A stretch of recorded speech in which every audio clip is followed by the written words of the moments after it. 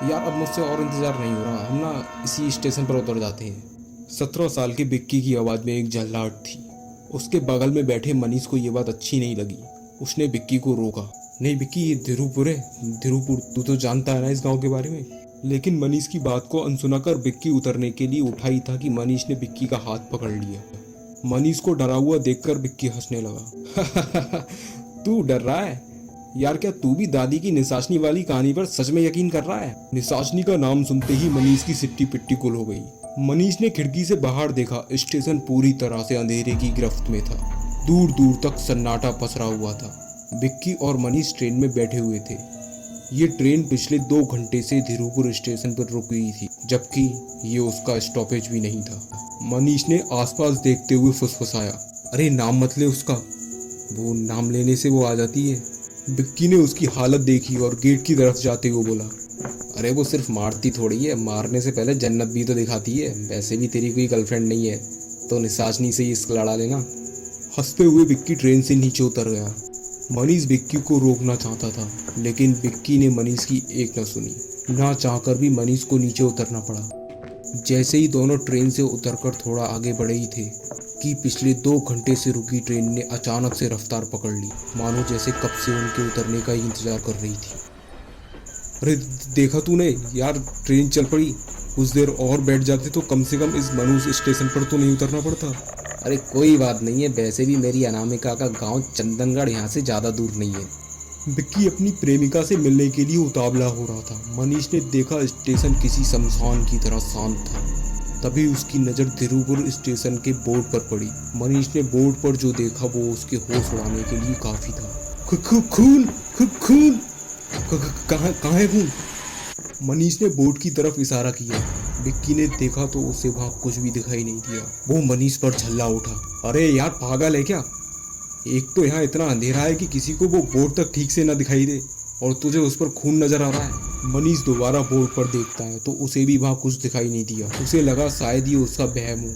मनीष अभी आगे बढ़ा ही था, फिर उसकी नज़र स्टेशन मास्टर के ऑफिस पर पड़ी। उस पर ताला लगा हुआ था और टिकट खिड़की भी बंद पड़ी थी। उसके आसपास कोई लाइट तक नहीं चल रही थी। उसने बिक्की से पूछा, यार एक बात बता, यहाँ स्टेशन मास्टर तक नहीं है, फिर ये ट्रेन किसने रुकवाई? अरे भाई ट्रेन है यार, रुक गई। देख आज मेरी अनामिका का बर्थडे है और मैं उसको सरप्राइज देने जाऊंगा। ये कोई निशाचनी विशाचनी मुझे मेरी अनामिका से मिलने से नहीं रोक सकती, समझा? अगर तुझे चलना है तो चल, वरना यहीं रुक जा। इतना बोलकर बिक्की वहां से जाने लगा। मनीष भी उसके साथ जाने लगा, लेकिन मनीष को इस रात के सन्नाटे से डर लग रहा था। हवा में धीरे धीरे धुंध बढ़ने लगी। अचानक से दूर दूर तक पसरे हुए सन्नाटे को चीरती हुई एक घुंघरू की आवाज़ दोनों के कानों में पड़ी। घुंघरू की आवाज़ के साथ एक भीनी सी महक भी आई, जैसे आसपास कोई फूलों का बगीचा हो। इतनी रात में तुम दोनों बाहर भटक रहे हो, किसी की तलाश में हो क्या? एक लड़की की मादक आवाज़ सुनकर जब दोनों पलटे तो उनका मुंह खुला का खुला रह गया। सामने एक खूबसूरत 19-20 साल की लड़की खड़ी थी। उसने अपने गोरे बदन पर एक लाल साड़ी पहनी हुई थी। हिरनी सी चाल, लंबे बाल उसकी खूबसूरती पर 4 चांद लगा रहे थे। सबसे आकर्षक थी उसकी नीली समुद्र सी आंखें, जो किसी को भी अपने बस में कर सकती थी। पायल झनकाती हुई वो दोनों के करीब पहुंच गई। मनीष और विक्की को ऐसा लग रहा था जैसे टीवी से निकलकर कोई मॉडल बाहर आ गई हो। उसके चेहरे को देखते देखते विक्की बोल पड़ा, हमें चंदनगढ़ गांव जाना था। लड़की मुस्कुराई और बोली, चंदनगढ़ तो यहाँ से बहुत दूर है, सुबह कोई सवारी मिल जाए तो चले जाना। क्या तुम्हें अंधेरे से डर नहीं लगता? हाँ हम सुबह चले जाएंगे, अगर आज रात के लिए कोई रहने लायक जगह मिल जाए तो।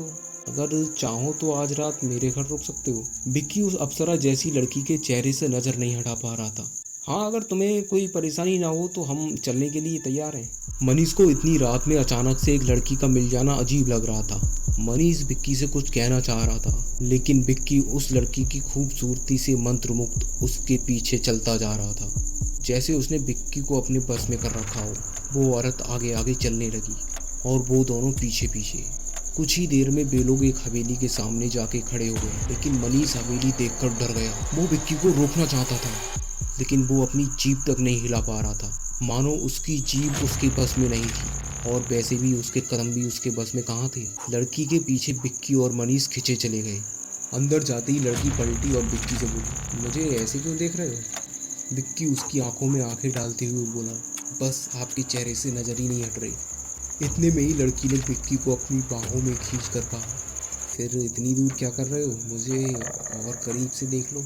बिक्की उसकी खूबसूरती के आगे खुद को रोक नहीं पाया। अब उस लड़की और बिक्की के बीच कोई दूरी नहीं थी। वो मदहोश होकर उस पल में खो चुका था। लेकिन अगले ही पल उस लड़की का रूप बदलने लगा, उसके दांत लंबे होने लगे। बिक्की कुछ समझ पाता उससे पहले ही उसने बिक्की की गर्दन पर अपने नुकीले दांत चुभो दिए। कुछ देर बाद बिक्की का शरीर निर्जीव होकर जमीन पर गिर पड़ा। ये औरत और कोई नहीं, जवान लड़कों का काल निशाचनी थी। फिर उसने मनीष की तरफ नजर घुमाई। उसने देखा कि मनीष डर के कारण पहले ही मर चुका है। उसने मनीष के सर पर हाथ रखा और जोर जोर से हंसने लगी।